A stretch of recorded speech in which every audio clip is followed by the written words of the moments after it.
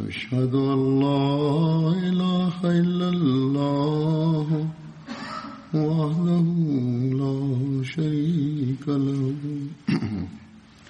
وأشهد أن محمدا عبده ورسوله أما بعد فأعوذ بالله من الشيطان الرجيم بسم الله الرحمن الرحيم الحمد لله رب العالمين الرحمن الرحيم مالك يوم الدين إياك نعبد وإياك نستعين اهدنا الصراط المستقيم صراط الذين أنعمت عليهم غير المغضوب عليهم ولا الضالين. Sot do t'ju rrëfe jetën e sahabiut të shquar Abu Talha al-Ansari radhiyallahu anhu. Emri i tij i vërtet ishte Zaid dhe ai i përkiste fisit Hazraj dhe ishte kryetari i fisit. Ai përmendet në histori me nofkën Abu Talha.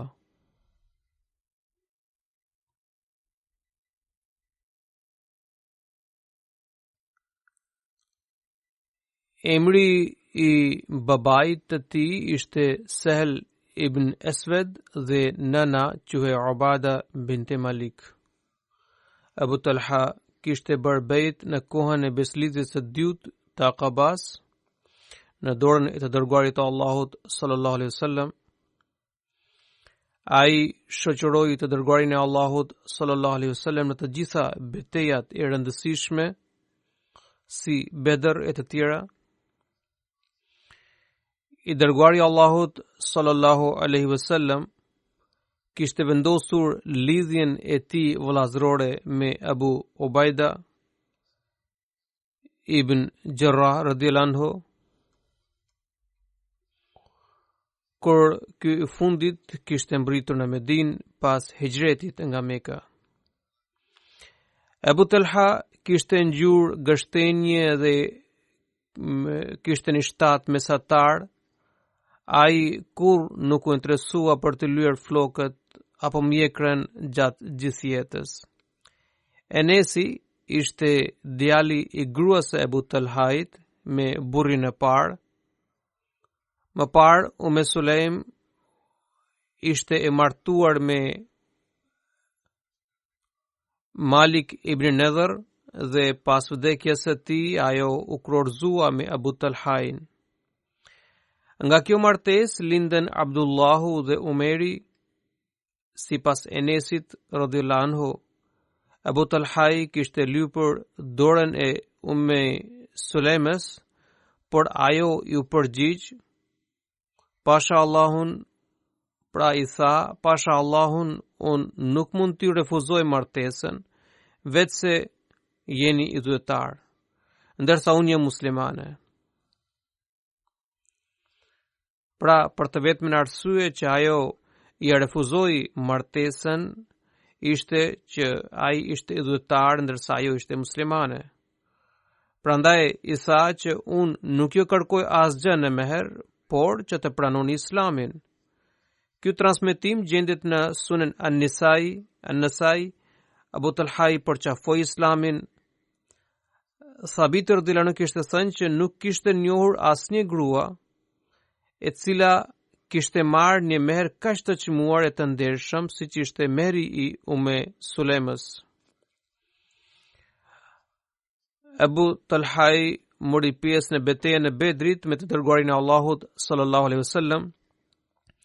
Ai ka rrëfyer se i dërguari i Allahut sallallahu alaihi wasallam na kishte porositur ditën e Bedrit që të shtrinim 24 kufomat e prijesve të Kureshve në një pustë të ndyrë.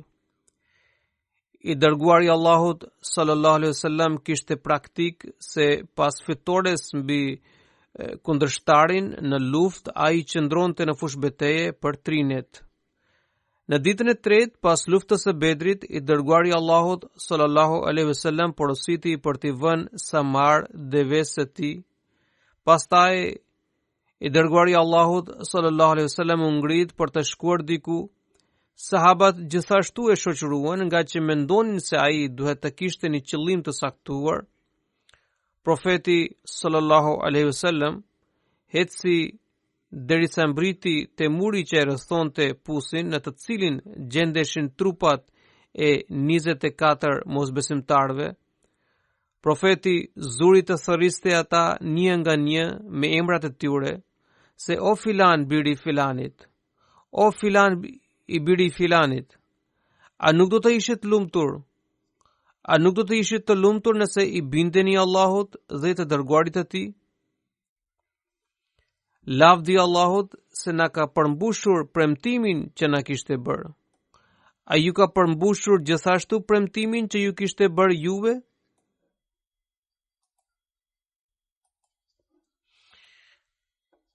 Omeri radhiyallahu anhu e pyeti: "O i dërguari i Allahut, apo u drejtohuni trupave të pajet?" Ai i tha: "Pasha Allahun, në dorën e të cilit gjendet shpirti i Muhamedit, ju nuk po dëgjoni më tepër se çfarë po u them atyre.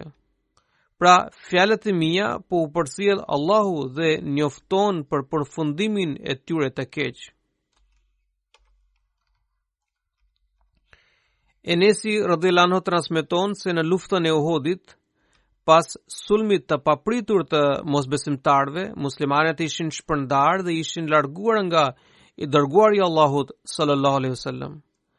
Në këtë gjendje të rrezikshme, Abu Talhai e mbronte profetin sallallahu alaihi wasallam mbrapa mbrojtjes së tij. Atë ditë Abu Talhai qëllonte me shëgjeta dhe ai ngrehte harkun aq shumë sa që nga tendosja e madhe e thyeshin harqet. Sa herë që kalonin ushtarët musliman me mbajtëse shigjetash, i dërguari i Allahut sallallahu alaihi wasallam u jepte porosi për t'i lënë ato te Abu Talhai.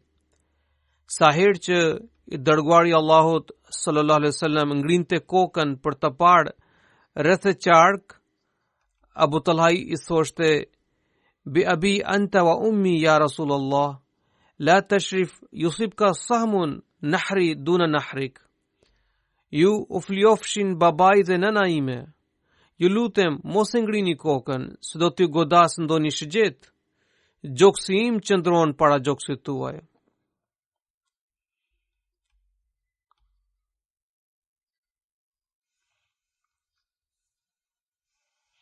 Enes ibn Maliku radhiyallahu anhu rafen se Abu Talhai e mbronte të dërguarin e Allahut sallallahu alaihi wasallam mbrapa mbrojtjes së tij, ndërsa kur qëllonte me shigjet, profeti sallallahu alaihi wasallam ngrinte kokën për ta parë se a kishte goditur qëllimin. Këtë hadith e ka shënuar Imam Buhariu në Sahihun e tij.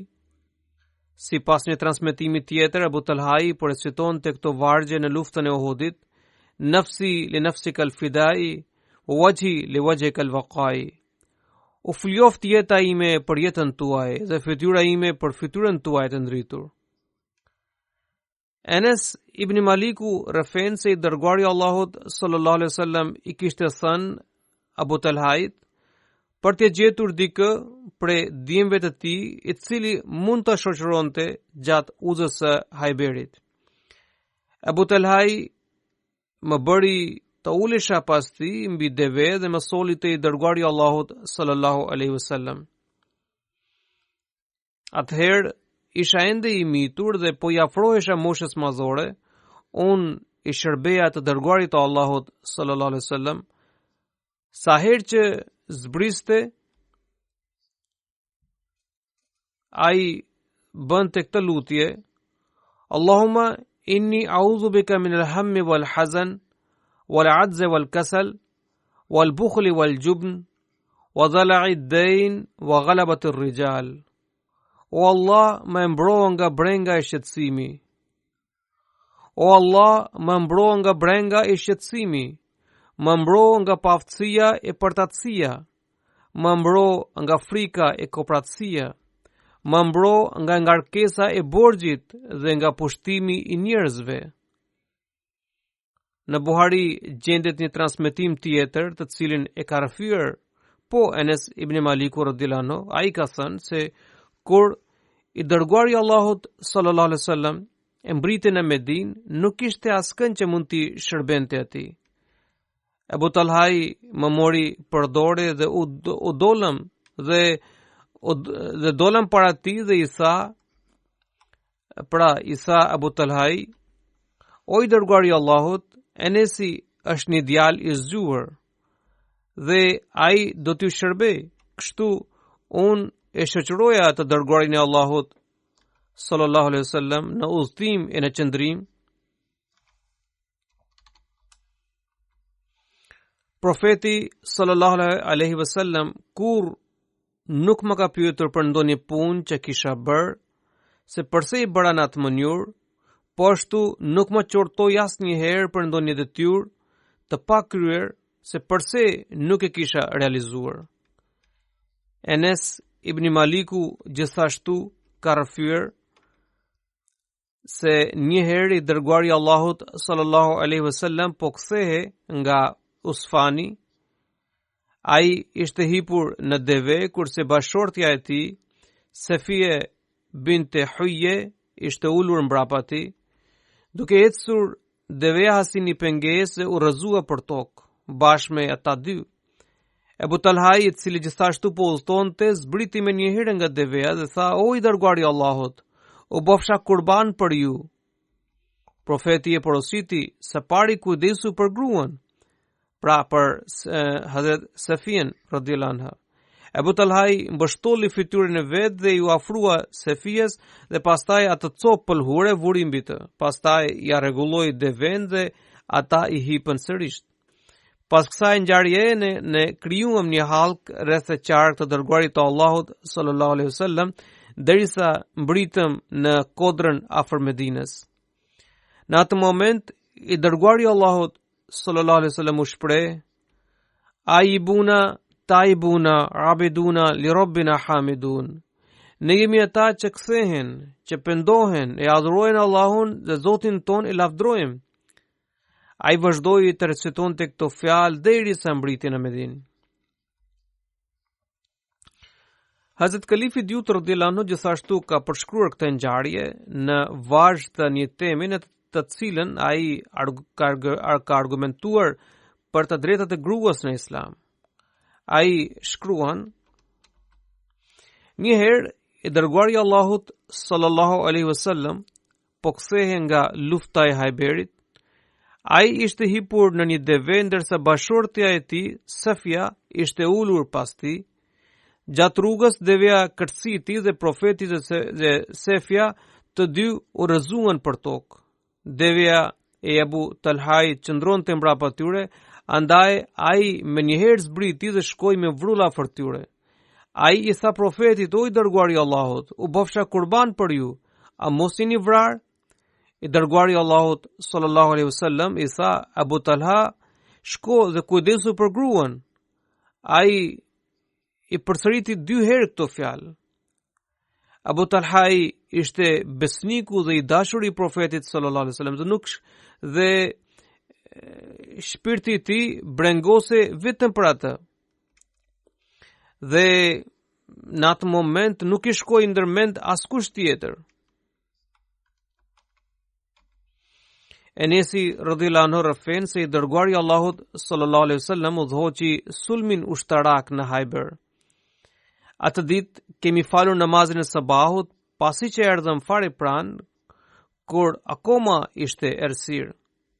Pas namazit, i dërguari Allahut sallallahu alaihi wasallam kalëroi në rrugicat e Hajberit. Abu Talhai gjithashtu i hipi kalit ndërsa unë ulesha pas tij. Ne po kalëroni aq pranë saqë gjuri im takonte me kofshën e profetit sallallahu alaihi wasallam. Pastaj i dërguari Allahut sallallahu alaihi wasallam për shkak të i nxehtësisë ose thjesht për tu rehatuar, ngriti pak veshjen e tij të poshtme nga gjuri, derisa pash bardhësinë e kofshëve të tij.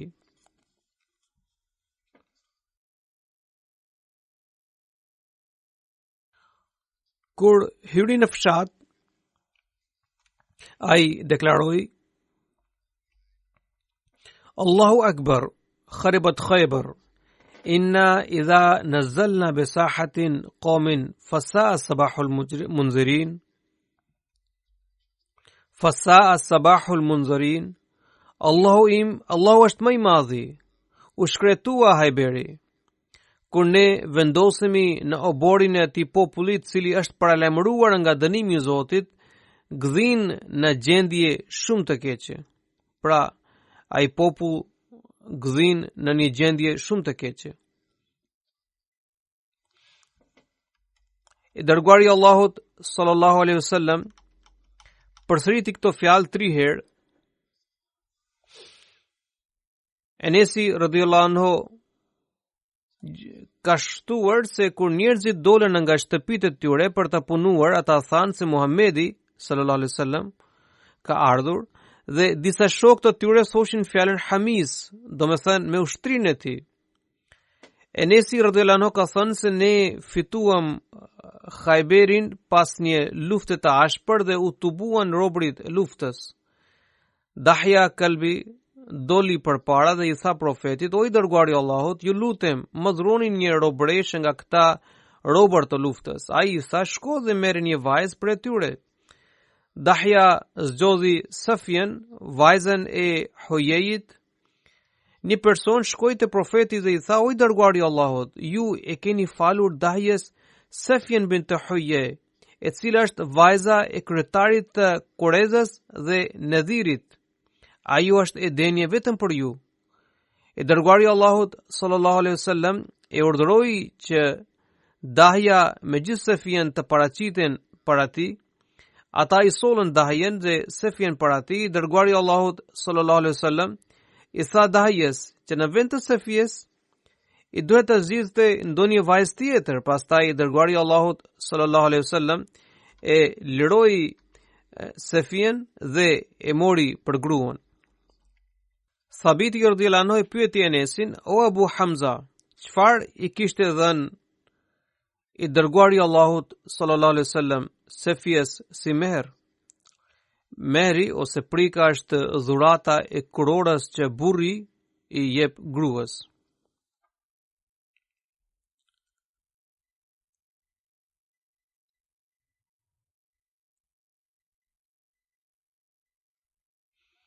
Ai i tha lirinë e saj. Ai e liroi, pra profeti sallallahu alaihi wasallam e liroi Safien dhe pastaj u martua me të. Enesi gjithashtu tha: gjatë udhës Ummi Sulemia e veshi dhe përgatiti atë për martesë në darkë, ja dërgoi atë si nuse. Të nesërmen i dërguari i Allahut sallallahu alaihi wasallam ftoi çdo kënd që kishte diçka për të ngrënë të sillte atë me vete. Ai shtroi një mbulesë për lëkure për të vënë në të ushqime të ndryshme. Dikush kishte sjell hurma, gjalp të kthjelluar dhe miell drithrash e të tjera. Ata duke përzier të gjitha këto përgatitën brumë dhe gatuan diçka për saj. Kjo ishte valima, pra banketi i dasmës së të dërguarit të Allahut sallallahu alaihi wasallam.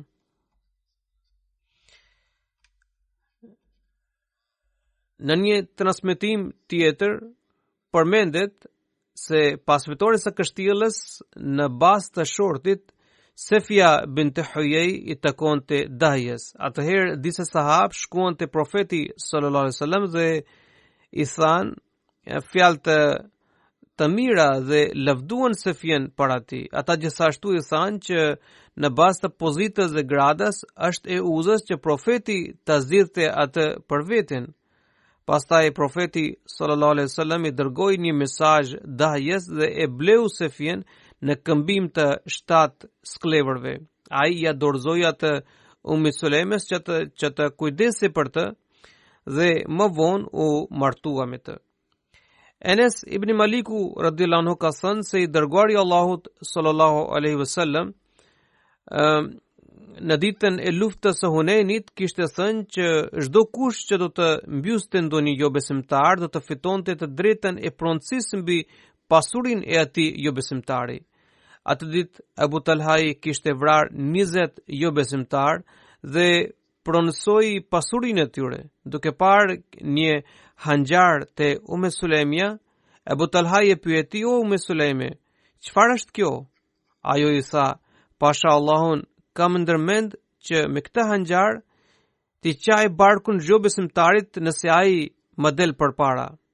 Këto fjalë Abu Talhai ja përsëri të dërguarit të Allahut sallallahu alaihi wasallam. Ky hadith gjendet në Sunen Abu Daud.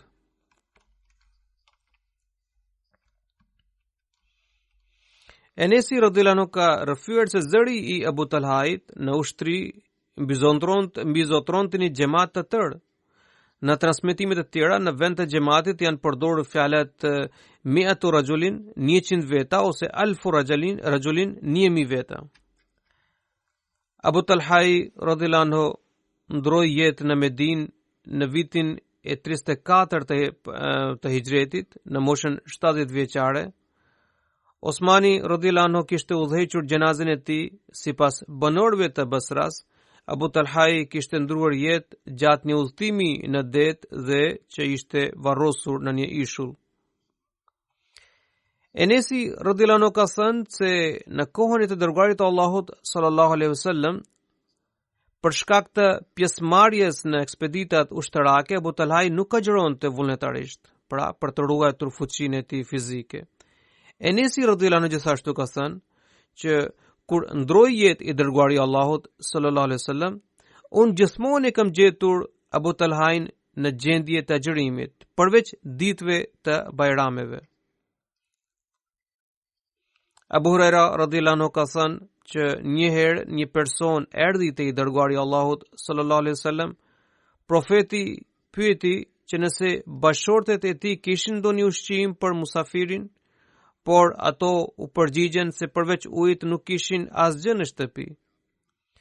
I dërguari i Allahut sallallahu alaihi wasallam pyeti sahabët se kush do ta pranonte atë musafir në shtëpi. Një sahab prej ansarëve ngriti dorën dhe e mori musafirin në shtëpi.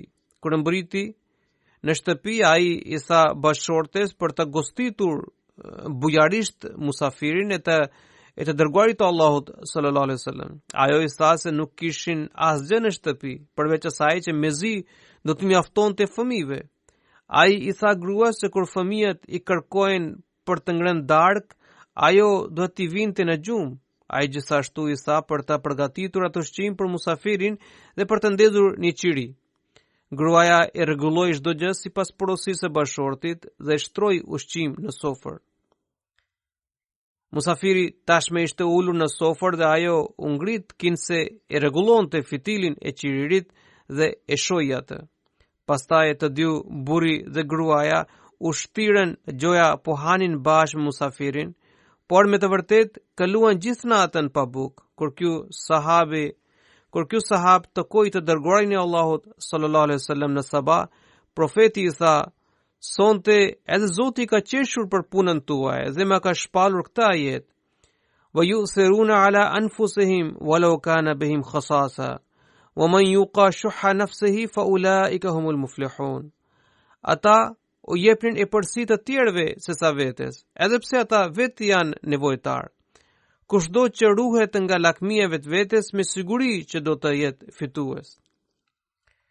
Enesi radhiyallahu anhu ka thënë se një herë kur i dërguari Allahut sallallahu alaihi wasallam i shkurtoi flokat, Abu Talhai i kërkoi që të ruante një pjesë prej saj për veten. Ai ishte i pari që ruajti flokat e profetit.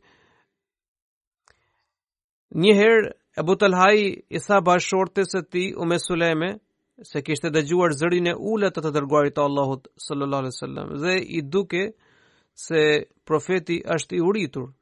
Ai e pyeti se a kishte diçka për të ngrënë që ai mund t'i jepte profetit. Ajo i soli disa bukë të grunt dhe i tha atij dhe pra ajo i dha ati ato buk duke mbështjell me një shami. Pastaj ai më dërgoi mua në shtëpinë e të dërguarit të Allahut sallallahu alaihi wasallam. Enesi rrëfen më te duke thënë që unë dola nga shtëpia dhe i gjeta profetin sallallahu alaihi wasallam në xhami. Ai ishte midis sahabëve të tjerë. Duke më parë mua, ai pyeti, a ta ka dërguar Abu Talhaj? Unë i thash po. Pastaj më pyeti, a ta ka dërguar me bukë? Unë sërish i u përgjigja me pohim. I dërguari i Allahut sallallahu alaihi wasallam i porositit të tjerët për të quar dhe ai u nis drejt shtëpisë sonë. Unë dola para tyre dhe pra shkova me vrap dhe lajmërova Abu Talhajn se profeti sallallahu alaihi wasallam po vinte në shtëpinë tonë. Ai më njëherë i tha, Ume Sulejme, se i dërguari i Allahut sallallahu alaihi wasallam po vjen në shtëpinë bashkë me sahabë të tjerë, ndërsa nuk kemi ushqim të mjaftueshëm për të gjithë. Buk që kishim i patëm dërguar dhe tani ato kthehen mbrapsht. Ajo i tha, Allahu dhe i dërguari i tij din më së miri. Abu Talhaj doli përpara dhe i takoi profetin dhe bashkë me të erdhi në shtëpi. I dërguari i Allahut sallallahu alaihi wasallam i tha Ume Sulejmes, më sillni bukë që keni në shtëpi. Pastaj ai porositi për t'i thyer ato në pjesë të vogla. Pastaj Ume Sulejmja i dha profetit sallallahu alaihi wasallam gjalp të kthjelluar në një tas që të përdoret si gjell. I dërguari i Allahut sallallahu alaihi wasallam bëri lutje mbi ato bukë dhe pastaj porositi që të lejohen 10 persona që të hyjnë për të ngrënë. Ata erdhen dhe hëngrën derisa u ngopën. Pasi që dolën, profeti sallallahu alaihi wasallam porositi për të lejuar 10 persona të tjerë. Ata gjithashtu erdhen dhe hëngrën derisa nuk kishin më urinë. Kur dolën ata, ai porositi për të lejuar brenda 10 persona të tjerë. Ata erdhen dhe hëngrën derisa u ngin. Ata vinin dhe hanin derisa ngopeshin. Atë ditë 70 apo 80 njerëz erdhen dhe hëngrën. Kjo ngjarje tregon bekimin e lutjes së të dërguarit të Allahut sallallahu alaihi wasallam. Enes ibn Maliku radhiyallahu anhu ka rëfyer se Abu Talhaj kishte kopshte hurme më shumë se çdo musliman tjetër ensar. Ndër të gjitha kopshtet i pëlqente më së shumti kopshti Beraha. I dërguari i Allahut sallallahu alaihi wasallam shpesh i vinte për ta vizituar dhe pinte nga uji i tij i pastër dhe i kulluar. Kur zbriti ajeti lan tanalul birra hatta tunfiqu mimma tuhibbun wa ma tunfiqu min shay'in fa inna Allaha bihi alim. Kurse si nuk mund të arrini mirësinë derisa të shpenzoni nga ato që i doni, çfarëdo gjëje që të shpenzoni, Allahu është i dijshëm për të. Abu Talhaj u ngrit nga vendi dhe u drejtua profetit duke thënë, o i dërguari i Allahut, Allahu ka thënë, lan tanalul birra hatta tunfiqu mimma tuhibbun. Se kurse si nuk mund të arrini mirësinë derisa të shpenzoni nga ato që i doni. Prona më e shtrenjtë dhe më e pëlqyer për mua është kopshti Beraha, dhe unë e jap atë si sadaka për hir të Allahut. Unë shpresoj se kjo do të konsiderohet një vepër e pranuar tek Allahu dhe do të mbetet si furnizim pranë tij. Ju mund ta shpenzoni atë për çfarëdo qëllimi që Zoti ju udhëzon. Profeti i tha, të lumt, kjo është një pasuri e dobishme ose e pashteshme. Ai gjithashtu i tha, unë e kam dëgjuar atë që ke thënë. Unë mendoj se duhet të ndani atë midis të afërmëve tuaj. Abu Talhaj ju bind porosit se profetit sallallahu alaihi wasallam dhe e ndau atë kopsht midis të afërmëve dhe kushërinjve të tij. Abu Talhaj gjithashtu shquhe për një arsye tjetër, kur ndroi jetë një vajzë e të dërguarit të Allahut sallallahu alaihi wasallam.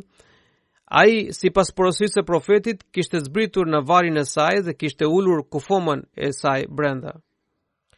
Enes ibn Maliku radhiyallahu anhu ka thënë se një herë banorët e Medinës u friksuan nga zhurma që vinte nga periferia. I dërguari i Allahut sallallahu alaihi wasallam i hipi kalit të Abu Talhajit, i cili ecte shumë ngadalë. Kur ai u kthye, i tha atij, o Abu Talha, kam gjetur kalin tënd si një raketë të vrullshme.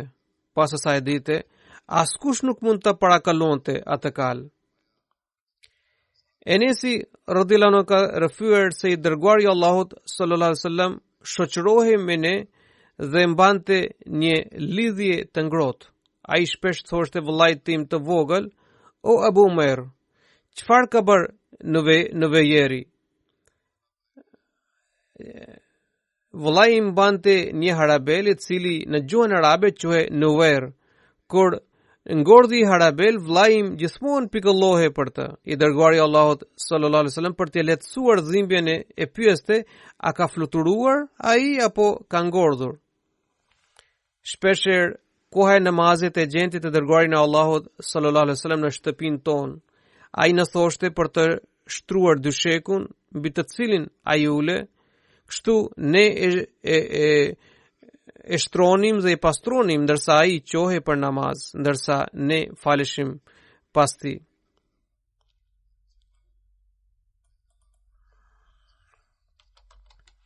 Enes ibn Maliku radhiyallahu anhu ka transmetuar se kur lindi Abdullah ibn Abi Talhai, pra vëllaim nga ana e nënës, unë e mora te i dërguari i Allahut sallallahu alaihi wasallam. Profeti kishte veshur mantelin dhe lyente deven e tij me katran. Ai më pyeti se a kisha hurma me vete? Unë ju përgjigja me pohim. I dhash disa kokra hurme, të cilat ai i shtiu në goje, i përtyupi mirë, pastaj i hapi gojen fëmijës dhe i dha për të thithur. Fëmija me njëherë nisi të thiste ato. Profeti tha: "Shikoni sa shumë e duan ensarët hurmën, sa që i pëlqen dhe një fëmije." I dërguari i Allahut sallallahu alaihi wasallam ja vuri emrin Abdullah. Enes ibn Maliku ka thënë që një fëmijë i Abu Talhait ishte i sëmur. Një ditë kur Abu Talhai nuk ndodhe në shtëpi, fëmija ndroi jetë. Kur u kthye në shtëpi, ai e pyeti bashorten për gjendjen e fëmijës. Sulejmia i tha se është më qetë tani. Ajo i ashtroi darkën dhe kështu kaloi nata.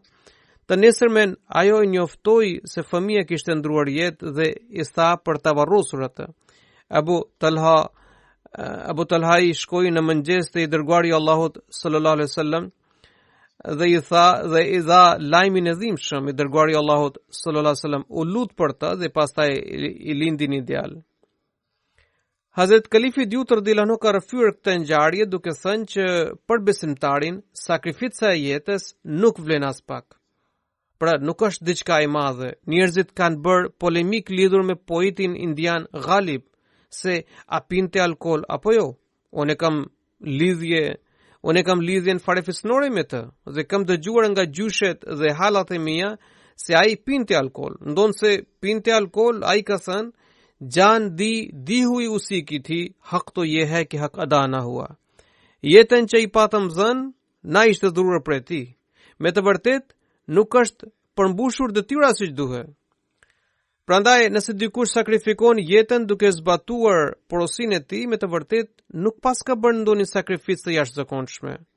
Sepse jeta i takon Zotit dhe kthimi i mbrapsht i një amaneti që i takon atij nuk përbën ndonjë sakrificë të dalluar. Në librat e hadithit ne gjejmë historinë e një sahabie. I dërguari i Allahut sallallahu alaihi wasallam kishte dërguar bashortin e saj Abu Talhain me një detyrë të rëndësishme fetare.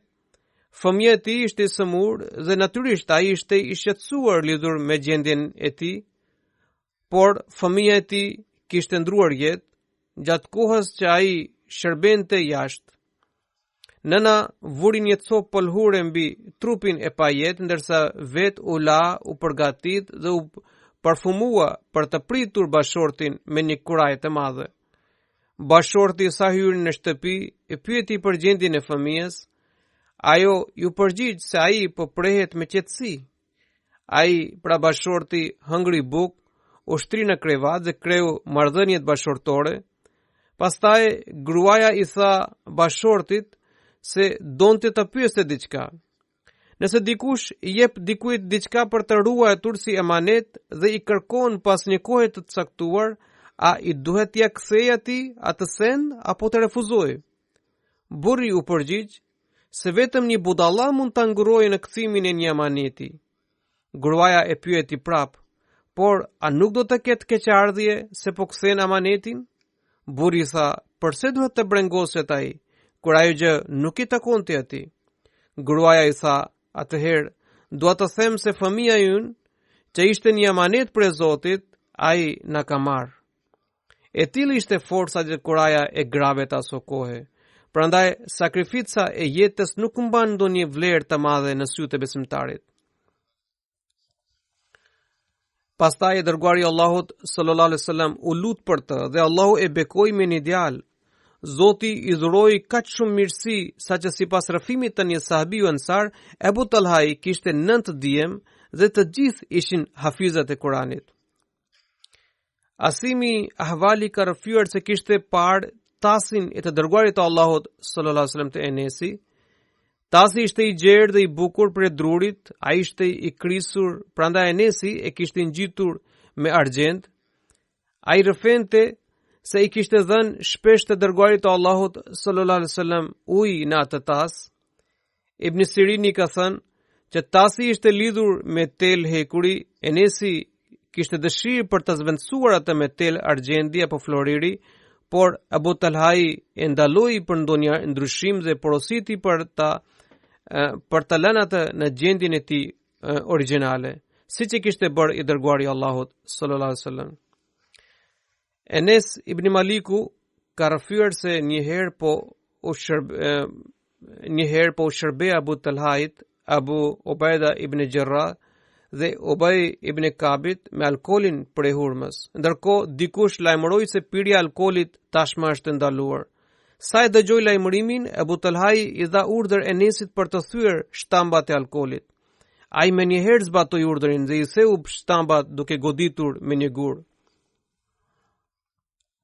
Enes ibn Maliku ka thënë që në Medinë jetonin 2 persona që merreshin me varrim. Njëri I hapte varr duke hapur një kanal ansor që quhet Lahad, ndërsa tjetri bënte varr të thjesht. Kur I dërguari Allahut sallallahu alaihi wasallam ndroi jetë, sahabët thanë se do të bëjmë istihare dhe do të njoftojmë të dy. Këtë detyrë do t'i japim atij që vjen I pari. Kështu ata I dërguan mesazh të dyve, pra këtyre 2 personave. Ai që bënte varr si lehet erdhi I pari, andaj sahabët hapën varr si lehet. Në komentimin e këtij hadithi shtohet se personi I cili bënte varr si lehet ishte Abu Talhai, ndërsa ai që e bënte drejt ishte Abu Ubaida ibn Jarrah. Tani do t'ju rrafej për një person të ndjer I cili ka ndruar jetë dhe unë do të udhëzoj gjenazën e tij pas namazit. I nderuari Babu Muhammad Latif, djali I Mia Nur Muhammad Sahib, sahabiu I Mesihut e Premtuar Salam. Ai ka ndruar jetë në 26 janar të vitit 2020 në Rabwa në moshën 90 vjeçare. Inna lillahi wa inna ilaihi rajiun. Ai ishte antari I sistemit të testamentit, ishte vllai vogël I dietarit dhe thirrësit të njohur të xhamatit, Maulana Muhammad Siddiq Amritsari. Ai pra Mia Nur Muhammad Sahibi, që cili ishte sahabiu Mesihut të Premtuar Salam dhe babai I të ndjerit, kishte marrë djalin e tij në moshën rinore tek kalifi I dytë dhe kishte paraqitur atë për të dedikuar jetën e tij për hir të xhamatit. Me që kalifi I dytë radhiyallahu anhu kishte thënë që me që keni 2 fëmijë, keni 2 djemë edhe djali I parë po shërben si murabbi, si imam dhe ka dedikuar jetë, prandaj edhe ky le të shërbej xhamatit. Ai kishte punuar për 4 vjet e gjysmë si në punës në drejtorinë hekurozore dhe pastaj ai shërbeu në xhamat.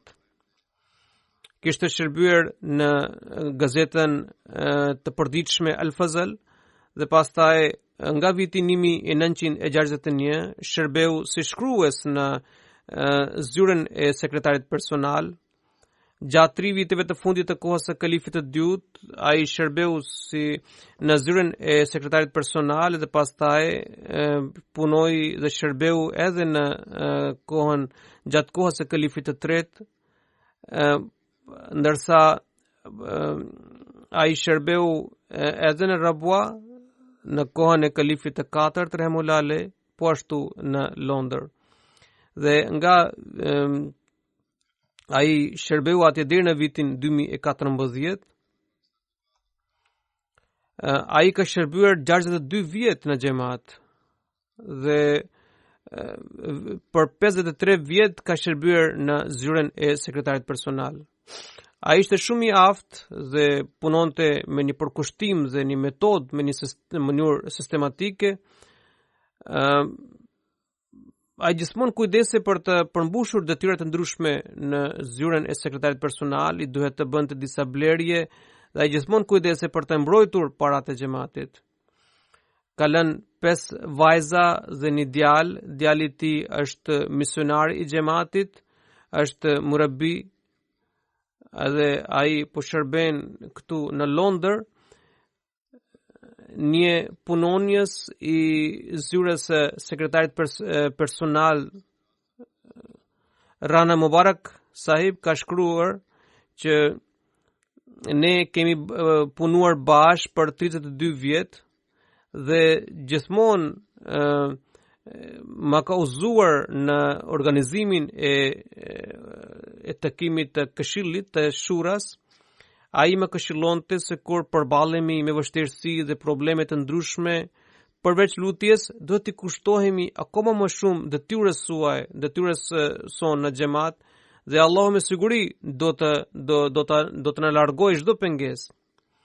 Kur dikush nga punonësit bënte ndonjë gabim, ai i shpjegonte me shumë dashuri dhe me dashamirësi. Të gjithë anëtarët, të gjithë punonësit kanë shkruar që ai punonte me shumë përkushtim dhe këshillonte të tjerët dhe i trajnonte ata dhe u mësonte në punë. Kishte kompetencë dhe njohuri të thellë mbi rregullat e xhamatit, shquhe për aftësinë e të shkruarit, bënte zgjedhjen e duhur të fjalëve. Sa herë që blinte ndonjë stërlaps të ri, ai gjithmonë niste me duke shkruar bismillahin. Ai punonte nga një herë tër natën dhe shkonte të nesërme në shtëpi. Nga një herë vinte në kohën në mëngjes edhe kthehe në darkë. Pra nuk mendonte kur se duhet të shkonte në shtëpi ose ka përfunduar orari i zyrës. Qëllimi i tij kryesor ishte të shërbente xhamatit dhe të përmbushte detyrën. Përveç kësaj, kishte edhe një veti të mirë. Ai nuk diskutonte çështjet e brendshme të xhamatit me askënd. Përmbajtjen e ndonjë letre nuk e ndante me askënd tjetër. Ai në vitin 1974 ai ishte pjesë e delegacionit në të cilin kalifi i tretë rahimullah alej kishte marrë pjesë, kishte shkuar në Islamabad në parlamentin e Pakistanit. Ai ndihmonte edhe të tjerët përveç detyrës zyrtare. Ishte një njeri vetmohues. Allahu e mëshiroft dhe ia falt. Allahu ia lartësoft shkallat në xhenet dhe i mundsoft fëmijët e tij të vazhdojnë në gjurmët e tij të veprave të mira.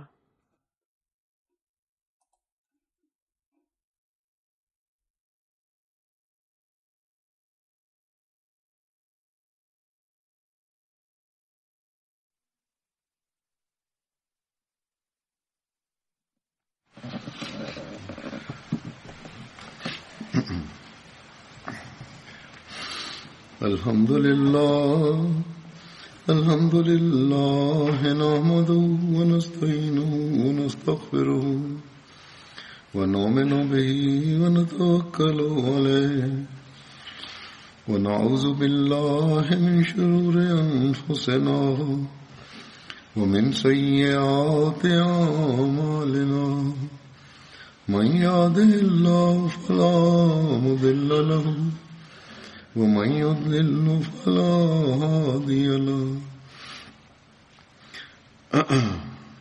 ونشهد أن لا إله إلا الله ونشهد أن محمدا عبده ورسوله عباد الله رحمكم الله إن الله يأمر بالعدل والإحسان وإيتاء ذي القربى وينهى عن الفحشاء والمنكر والبغي يعظكم لعلكم تذكرون اذكروا الله يذكركم وادعوه يستجب لكم ولذكر الله أكبر